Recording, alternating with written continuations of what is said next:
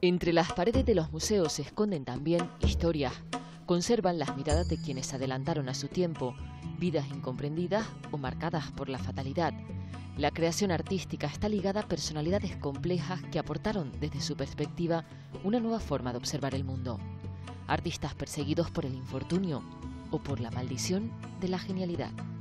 Orlando Brito, historiador del arte, crítico de arte, comisario de exposiciones, gestor cultural y además el responsable de este lugar, del Centro Atlántico de Arte Moderno. Gracias por abrirnos las puertas. Muchas gracias a ustedes. Bueno, queremos hablar contigo de artistas malditos. ¿Qué entendemos por artistas malditos? Es un concepto ya que tiene también años, ¿no? Yo creo que hoy en día no se habla tanto de artistas malditos, sino más bien de la obligación que tenemos las instituciones que nos dedicamos a visibilizar e investigar a los artistas, de ir ahondando en determinados contextos y poder sacar a la luz a muchos creadores que por determinadas circunstancias no han tenido la visibilidad o han tenido, digamos, la proyección que hubiesen merecido por el nivel de su trabajo, ¿no? El concepto de maldito puede venir tiene un aire hasta romántico incluso, ¿no? Es aquel artista olvidado durante generaciones o aquel artista que murió sin vender un cuadro. Tenemos todas las referencias de Van Gogh, ¿no? Solo se le compró su hermano Theo, ¿no? Fue el único que... Y después se convirtió en uno de los artistas más cotizados en el gran mercado del arte, ¿no? El término maldito dirigido a los artistas surge en el siglo XIX para referirse a aquellos poetas de vidas bohemias con adicciones y una prosa poco convencional sobre temas controvertidos para la época como el dolor, los excesos o el sexo. Fue Charles Baudelaire en Las Flores del Mal quien maldice a los poetas por primera vez y así acuña el término, concepto que encajaría a la perfección con Mallarmé. Sus coetáneos decían de él que pocos lo leían y menos querían arriesgarse a publicar sus obras. Un caso parecido al de la brillante Emily Dickinson, que solo logró publicar 7 poemas. ¿Y usted, señorita Dickinson, qué dice? ¿Qué digo, señor? ¿No va a arrodillarse y a entregarse a Dios? No, señor. No voy a arrodillarme. ¿Cómo te atreves a comportarte con esos modales? Muchos artistas fueron condenados al ostracismo por sus gustos, pero también por padecer enfermedades mentales en una sociedad poco abierta a los cambios. Hay algo dentro de mí. No sé lo que es. Lo que veo no lo ve nadie más. Este es el caso del pintor Vincent Van Gogh, que no vendió más de 3 cuadros en su vida. Crear una nueva visión, una nueva forma de pintar. He pasado toda mi vida solo en una habitación. Quiero encontrar una luz nueva para pinturas que aún no hemos visto. Y un caso similar es el de Modigliani, quien vivió en la miseria y murió a los 35 años tras una vida de excesos y, sin embargo, su desnudo recostado se subastó en Nueva York por $170 millones. En la música muchos son los artistas de atormentadas personalidades que se han ido sin que su obra fuera valorada o justo cuando la fama comenzaba a despegar, como es el caso del cantante, compositor y poeta británico Ian Curtis. En el momento de su muerte, el grupo Joy Division solo había publicado un álbum y no fue precisamente un éxito.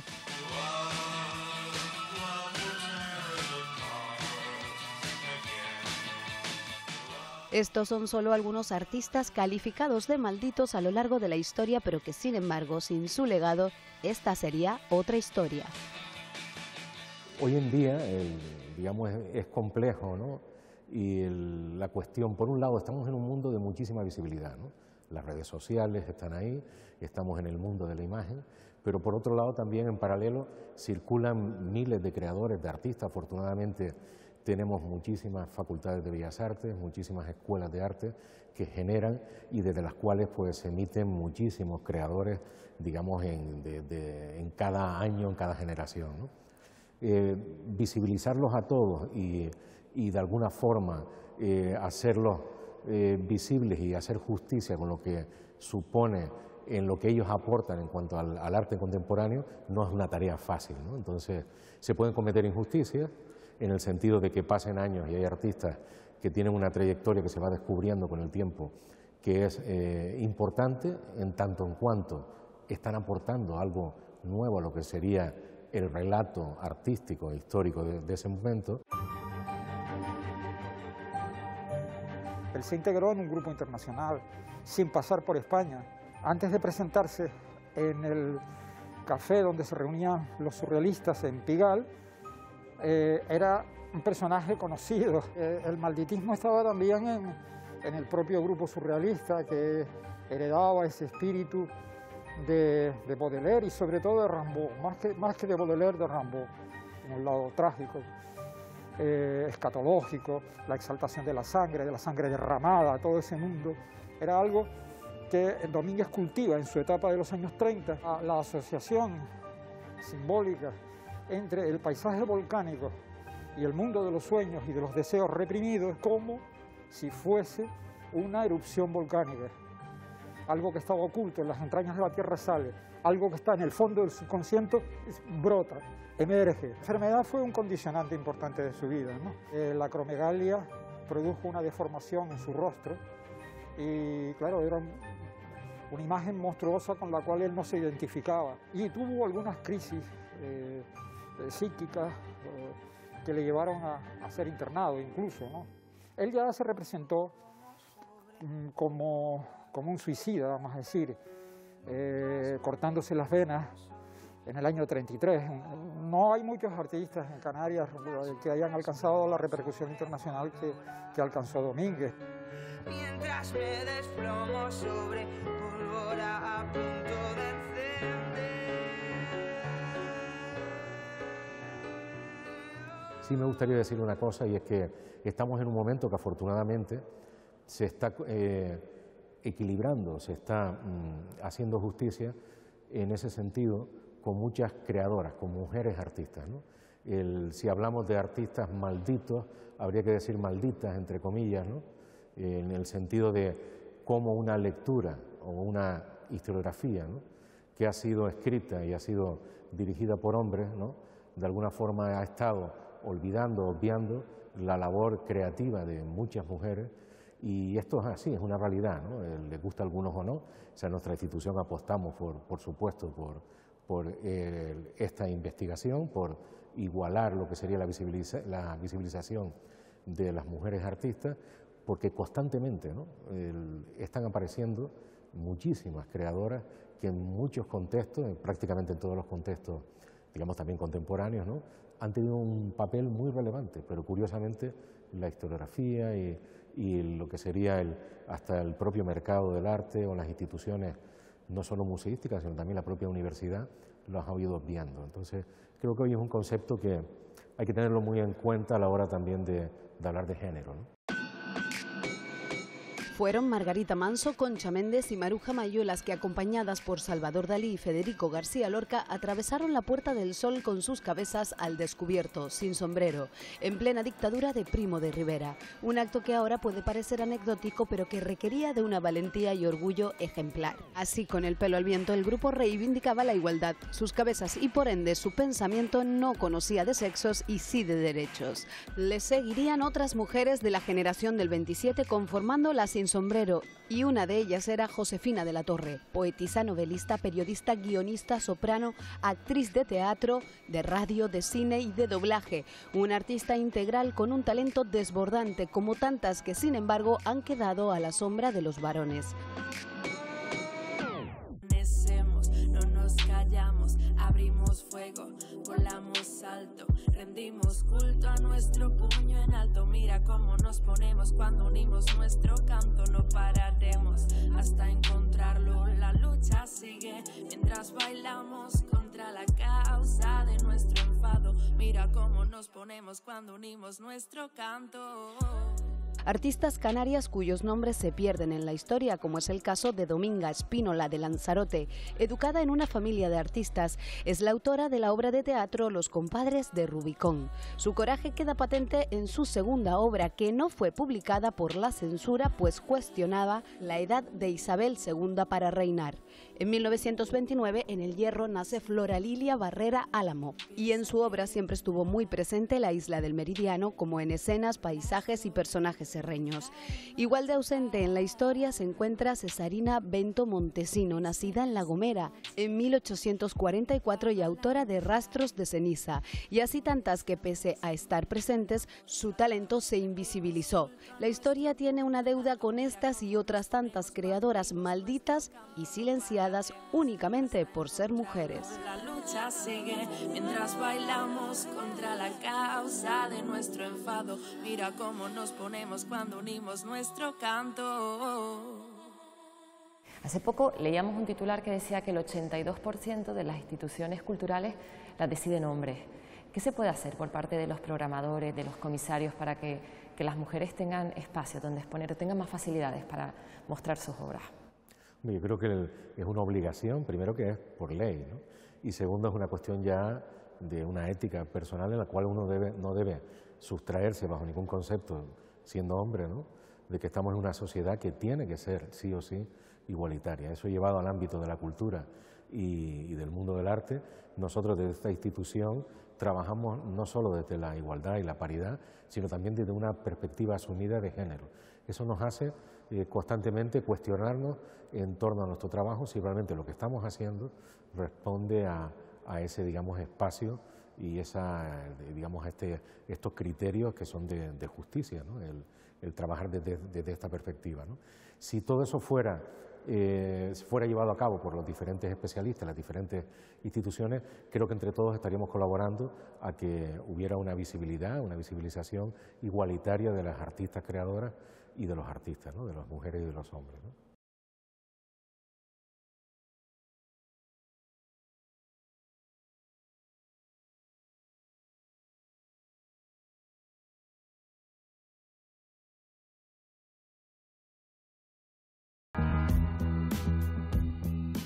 Se dice que tienen como bandera a veces la incomprensión y hasta el desencaje vital. ¿Crees que esto también influye en la obra, hace que estas obras sean especiales y únicas? Sí, bueno, en ese sentido influye también lo que sería la propia construcción personal de uno, el carácter, la personalidad, ¿no? Hoy en día un artista joven es distinto que hace varias generaciones. Hoy en día un artista joven se construye y, digamos, para trabajar o intentar incorporarse a un sistema del arte bien definido. ¿Eso qué significa? Significa que ya en las escuelas de arte o ya en la universidad se están implementando lo que sería la formación de cómo presentar un proyecto, cómo el propio artista defender su propio trabajo, su obra, lo importante que no solo es también su obra, sino también la escritura que él mismo desarrolla y la defensa que hace de su trabajo. Todo eso porque es importante hoy en día a la hora de inscribirse en lo que sería el sistema del arte. Entonces, en ese sentido hay hay una mayor distancia con lo que sería esa posibilidad de quedarse alejado del sistema por una personalidad, digamos, o por una formación que no está acorde con lo que sería el poder defender tu propio trabajo. ¿Esto por qué lo digo?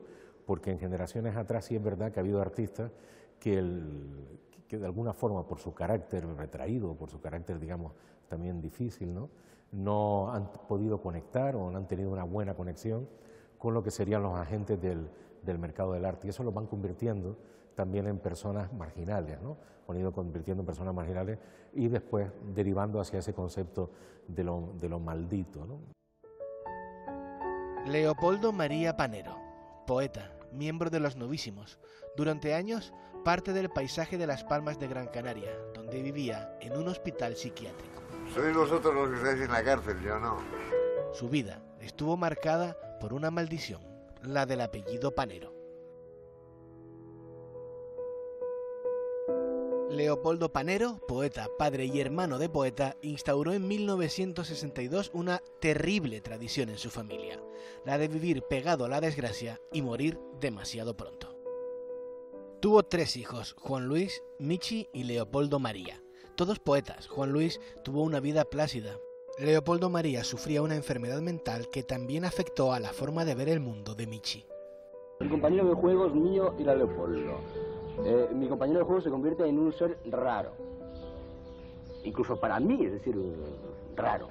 Michi vivió en un mundo de alcohol y fiestas que servían para tratar de mitigar una angustia provocada por su aplastante sentimiento de soledad. Murió de cáncer con 52 años, los mismos que su padre. Perpetuó así la tradición de una familia a la que él en gran medida despreciaba. todo lo que yo sé sobre el pasado, el futuro y sobre todo el presente de la familia Panero es que es la sordidez más puñetera que he visto en mi vida. El fallecimiento de Michi agravó aún más el estado mental de Leopoldo María, que vivía recluido en un hospital psiquiátrico de Las Palmas de Gran Canaria. Admirado por artistas como Enrique Bunbury, aseguraba haber muerto y resucitado. Su mente vivía ya en un mundo que no era el nuestro.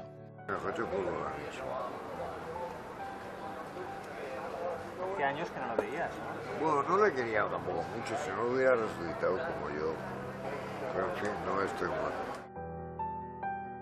Leopoldo María Panero, figura fundamental de la poesía española en el siglo XX, murió hace 4 años en el hospital psiquiátrico. Hay un artista que podríamos ponerlo como ejemplo, ¿no? que es José Martín. José Martín es un artista muy singular, nacido en la isla de La Palma, ¿no? Y falleció en los años 90, que durante mucho tiempo funcionó como un artista marginal. Él vivía en una cueva en la isla de La Palma, tuvo dificultades en determinados momentos incluso con la justicia, ¿no? Estuvo encarcelado en Cádiz, etcétera, ¿no? Y también tuvo dificultades personales, ¿no? De comunicación, pero también con algunas cuestiones relacionadas con el alcohol, etcétera, ¿no? Entonces lo convirtió en un personaje marginal y con una obra también muy singular, donde sus tormentos y sus demonios aparecían, ¿no? Y es un artista que ha estado reivindicado por un galerista como fue la Galería Conca, por Gonzalo Díaz, ¿no?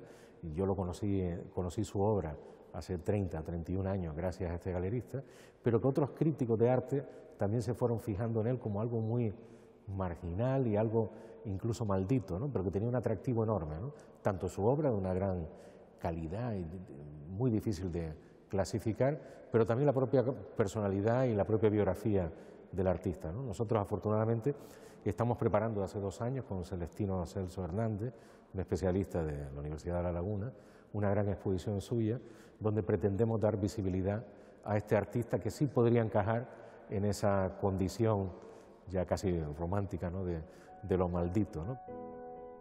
José Martín es un personaje absolutamente singular, es un caso increíble, tanto por su obra como por su vida. El arte, vamos a decir, convencional, ¿no? El ortodoxo, el regular, se interesa un poco por él, pero al poco tiempo vuelve otra vez a desaparecer de escena hasta que él fallece y no se le ha prestado una atención. Las revisiones que se están haciendo ahora dentro del mundo de la cultura, del arte en particular, en donde se está prestando esa atención que no se prestaba, por ejemplo, al papel de la mujer en el arte, pues está ayudando a también dirigir la mirada a otros puntos que se dejaron por el camino, porque, bueno, no encajaban en los moldes. Antes de cumplir los 30 años ya empieza a tener problemas con la justicia. Esos problemas con la justicia le duran casi 20 años. Él falsificó dinero. Esta acción de falsificar dinero, que lo falsificó pintándolo a mano, llevó al penal de Cádiz. Por arriba de todo, destaca, a pesar de que también sigue moldes, digamos, de parámetros clásicos del arte, pero luego tiene componentes originales totales. Yo diría que hay componentes en donde influyen los estados en los que él se encontraba en determinados momentos, en fases pues cercanas a ese mundo esquizofrénico. Y me entrega, en un sobre, me entrega unos papeles. Me entregó así, con una voz muy oscura, toma eso y tal. Me di cuenta que era una autobiografía. ¿Qué hizo él? Camufló su propio nombre, pone otros apellidos, pero lo que vas leyendo ves perfectamente que encaja con él. Ya tenemos cerrada el compromiso con el CAM para hacer una gran exposición y un gran catálogo en noviembre de 2021. Otro rasgo también común es que algunos de ellos nos dejaron sin ver el éxito de su obra, sin disfrutar, ¿no? del éxito de su trabajo. Sí, eso suele ser otra característica. Desafortunadamente, y más en nuestro contexto de España y sobre todo en las Islas Canarias, no hay una vertebración de un mercado del arte. ¿Eso qué significa? Que es muy difícil, digamos, poder vivir como artista de tu propia producción artística, ¿no? Eso genera frustración, claro que lo genera, porque ojalá pudieran todos los creadores en todas las disciplinas, quiero decir, en todos los ámbitos de la creación, ya sea la literaria, la pictórica o sea, la de los artistas visuales, pero también la escénica, ¿no? Ojalá pudieran todos los creadores vivir de su propia creación artística, ¿no? Esto desafortunadamente no ocurre en el caso de las artes visuales, porque no hay un mercado amplio que posibilite el que un artista o muchos artistas puedan estar exponiendo y vendiendo obras, lo que les permitiría vivir de su arte. En otros casos extremos hay artistas que efectivamente ya no apenas venden su obra, ¿no? Estas son situaciones injustas, ¿no? Y que están ahí por lo que digo, ¿no? Por un mercado muy estrecho del arte, etcétera, ¿no? Le tengo miedo a la noche, a la oscuridad. José García, Pillimpo, como le conocían, es el referente del Art Brut en Lanzarote. Yo decidí pues realizar este cortometraje que va entre lo documental y lo experimental porque me parecía un personaje muy singular. Y como era tan fuerte la vida que yo tenía, tan imaginativa, tan soberbia, tan loca. Su vida está totalmente relacionada, vinculada con su obra. El mensaje va mucho más allá. Era como una especie de semifilósofo, místico, natural. La imaginación sabia es loca. Y su obra, su arte es sencilla, directa, intuitiva, soñadora. La vida de Teguise se pensaba, mucha gente pensaba que eso era un basurero, y no lo era, y no lo es. Pillimpo lo que soñaba lo materializaba en su jardín. Él tenía una visión y un discurso muy interesante sobre el mundo.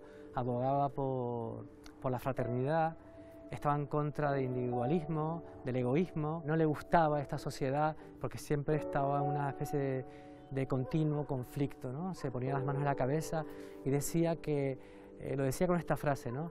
La torpeza del ser humano. Preguntarnos qué pasa con esos artistas que están fuera de la normativa cultural establecida.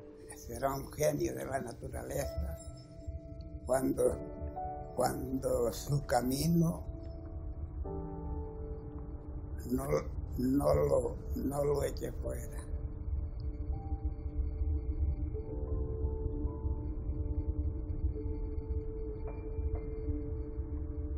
Antes mencionabas a Van Gogh, hay artistas que apenas vendieron un dibujo, un cuadro en vida, ¿no? Y de repente ahora podrían mantener a generaciones.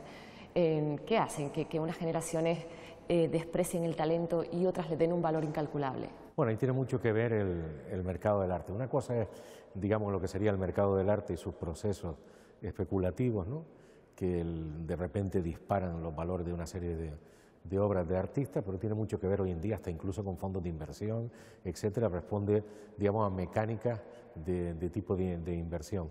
Lo que sí creo yo que es importante es ver como en el devenir de la historia del arte, ¿no? Hay artistas que tuvieron mucha importancia, pero en determinados contextos su visibilidad va desapareciendo, ¿no? Hasta el punto se va diluyendo en el tiempo, ¿no? Hasta el punto que pasan generaciones hasta que vuelvan digamos, a reivindicar su obra y su trabajo. Eso tiene que ver mucho también con la sensibilidad de una época, ¿no? Con la forma en que se va construyendo el pensamiento de una época, con la forma en que se analiza un tiempo, etcétera, ¿no? Entonces forma parte de los procesos artísticos. Entonces en esos procesos sí que es verdad que todavía se están descubriendo figuras que fueron fundamentales, por ejemplo, en las vanguardias históricas, ¿no?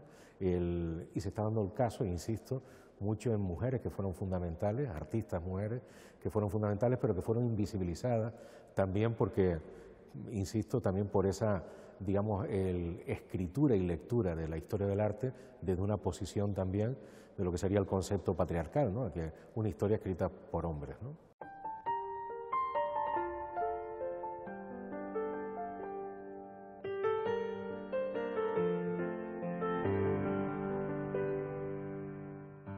Se publicaban de manera clandestina y los jóvenes fotocopiaban y corría de boca en boca cómo se vivía fuera de allí y qué aventuras iba corriendo ella, digamos, en su vida, ¿no?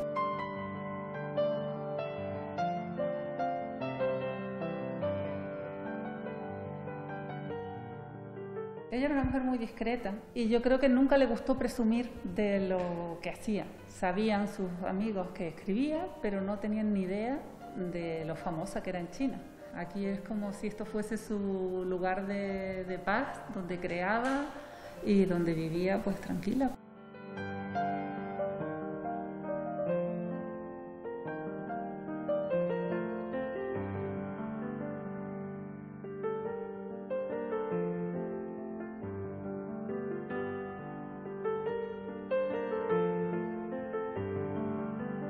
Mucho más allá de lo literario, ella es importante sobre todo por su vida, por su forma de ser, por su espíritu aventurero, por lo que significó como mujer joven en un momento determinado que rompió con todas las reglas del momento.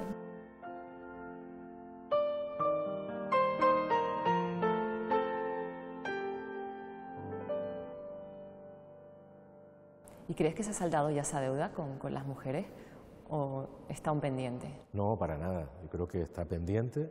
No somos una sociedad todavía igualitaria, no es la historia del arte todavía igualitaria. Afortunadamente hay muchísimos, y muchísimas sobre todo, artistas e historiadoras trabajando en este proceso. También hay hombres historiadores trabajando en este proceso de, digamos, de reivindicación, de visibilización y de justicia histórica en el ámbito del arte contemporáneo, ¿no? Pero queda mucho trecho por andar. Quiero decir, se están descubriendo fotógrafas también fundamentales, se están descubriendo investigadoras fundamentales, ¿no? Y yo creo que cada vez que aparece una noticia de esta nos produce a todos una enorme satisfacción. También estamos descubriendo ahora, Orlando, obras que nunca vieron la luz en su momento. Se me ocurre, por ejemplo, Pedro Lescano, con Desconfianza, que ha sido representada hace poco por primera vez, después de 76 años desde que se escribió. ¿Cómo está la censura?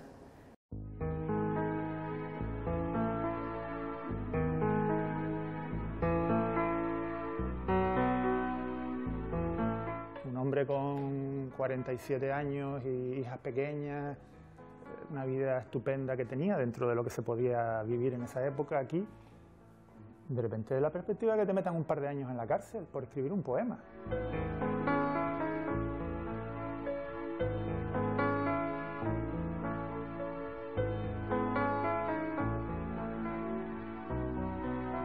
Más que un canto a la paz es un canto de horror hacia la guerra, ¿no? Donde está lleno, plagado de imágenes muy potentes, por ejemplo, una forma de definir a los muertos tras la batalla. O sea, la inteligencia es pus sobre la frente de miles de cadáveres, ¿no? Hay unas imágenes así que, si uno tiene un poquito de imaginación, son tremendas, ¿no? Y a lo mejor la dictadura consideró que ese poema alteraba un poquito la paz de la sociedad bien pensante y de la época. Cuando tú censuras algo, estás dándole al final, tarde o temprano, le estás multiplicando su trascendencia, entonces va a sonar más. Entonces estás consiguiendo el efecto contrario. La censura es una de las cosas más estúpidas que se pueden hacer.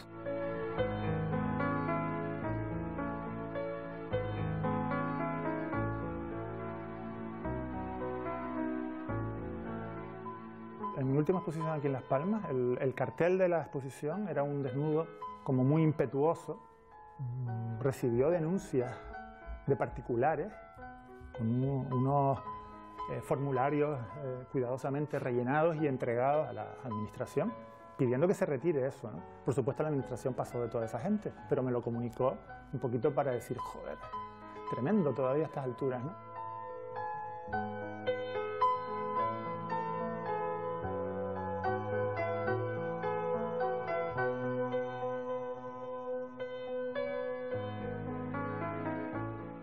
Más que la censura, el problema es la autocensura, ¿no?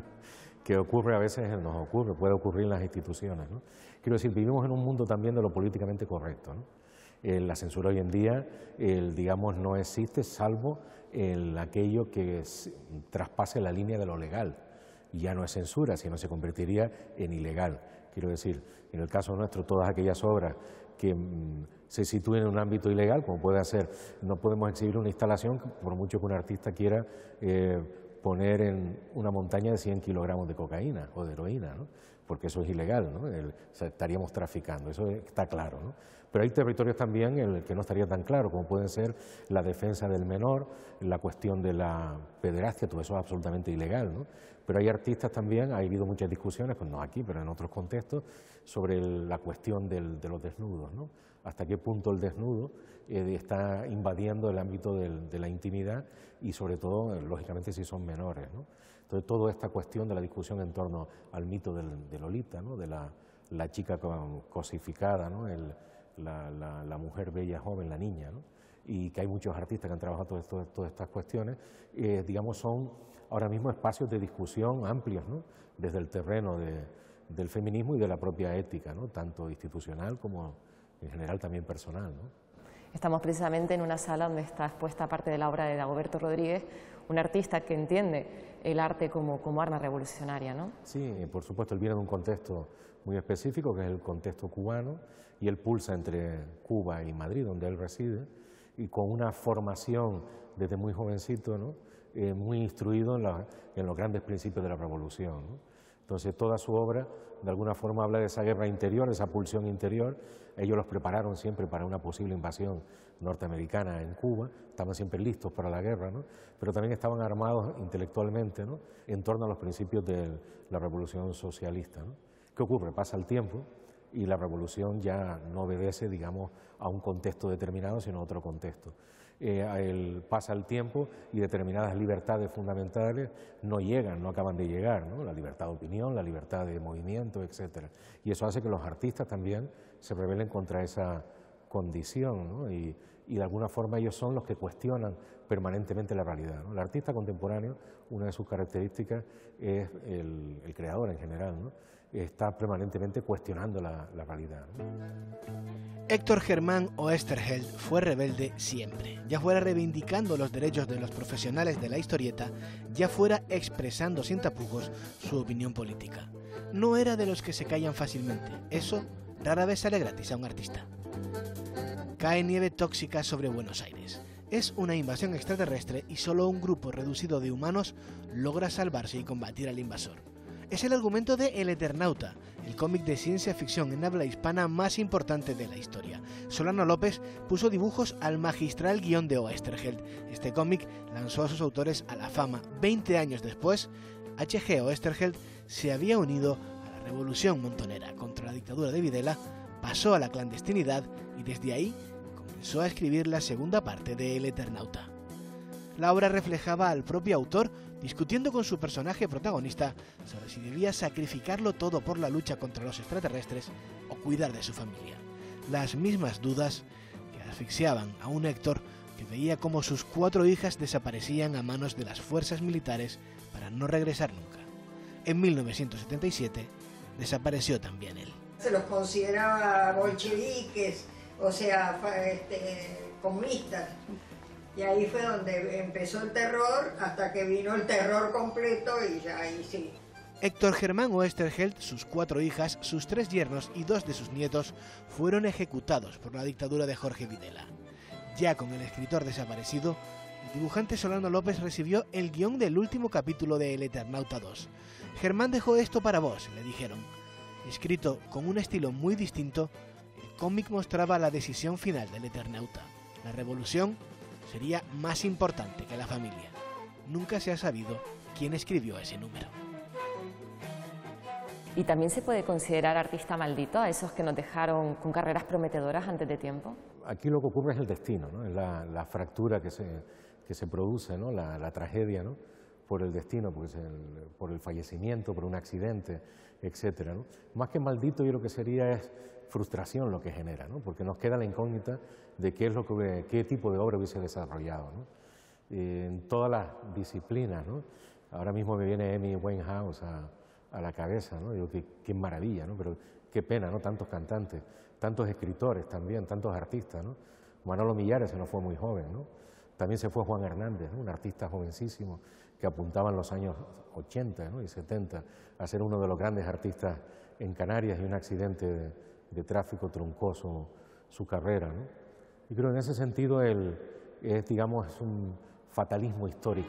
Esta noche deseo ser absolutamente sensible, abandonarme en la estela de huellas que bajan al mar y formar orillas. A veces, cuando la noche me aprisiona,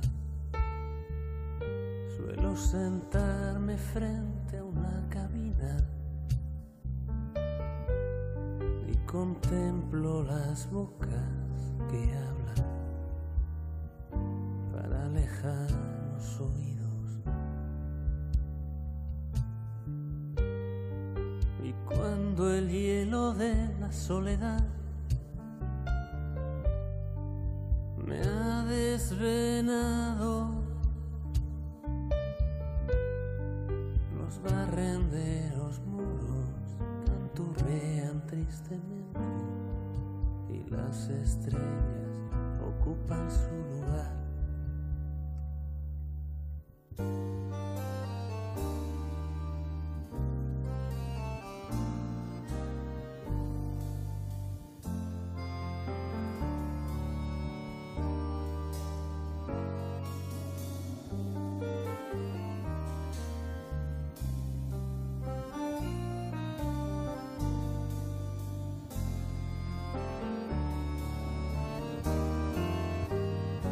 ...30 años ya del CAM, ¿crees que este lugar, que esta institución ha contribuido a romper esa barrera que separaba un poco el arte, que lo consideraba algo elitista, acercarlo más a la gente? ¿Crees que ha cumplido esa función?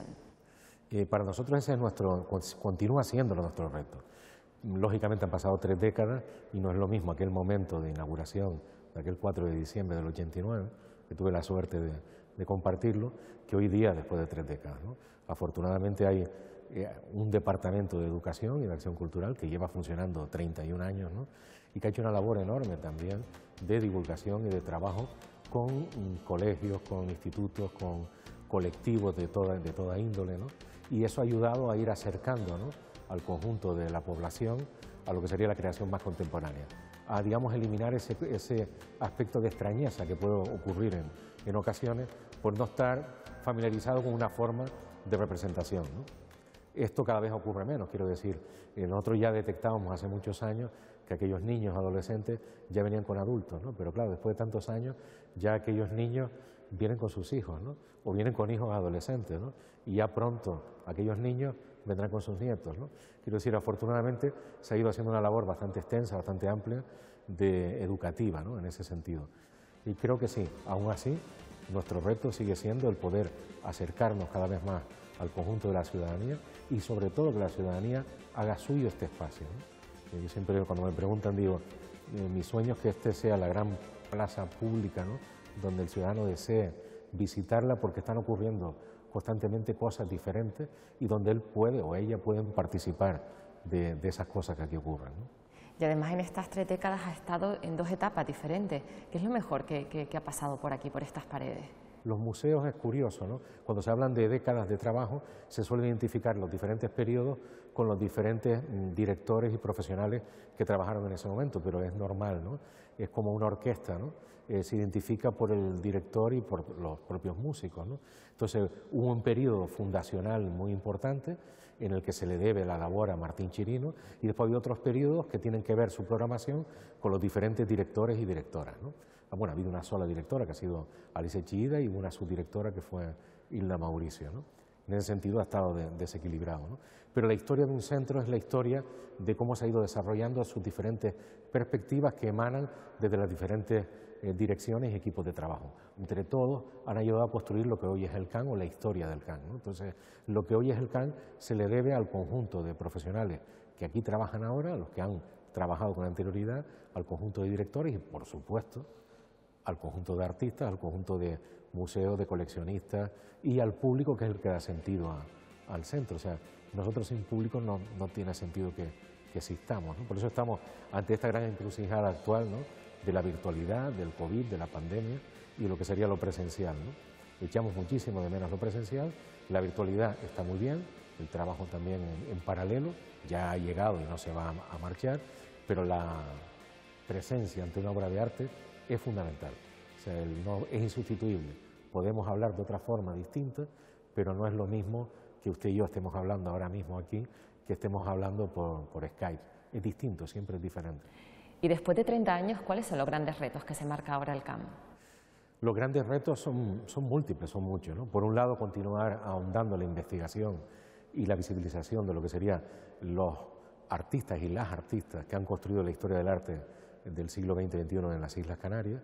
Y, por supuesto, nuestras conexiones con nuestro programa, con los contextos que tienen que ver con el Caribe, América Latina, África, Europa, etcétera, y sobre todo nuestra relación y nuestro compromiso con el mundo. En ese sentido, tanto nuestro trabajo desde la perspectiva de género es un reto y debe ser un compromiso fundamental, pero también lo es con la sostenibilidad.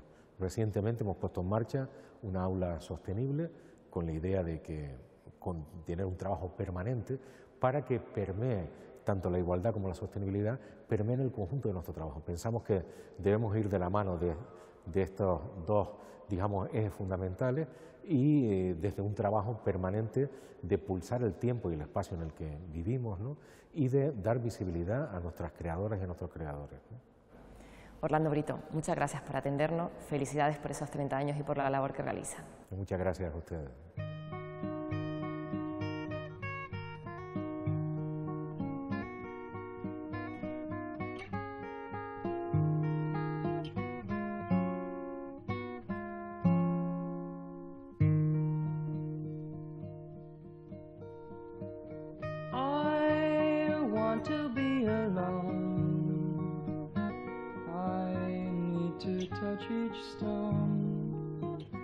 Face the grave that I have grown.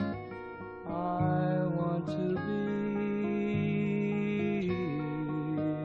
alone.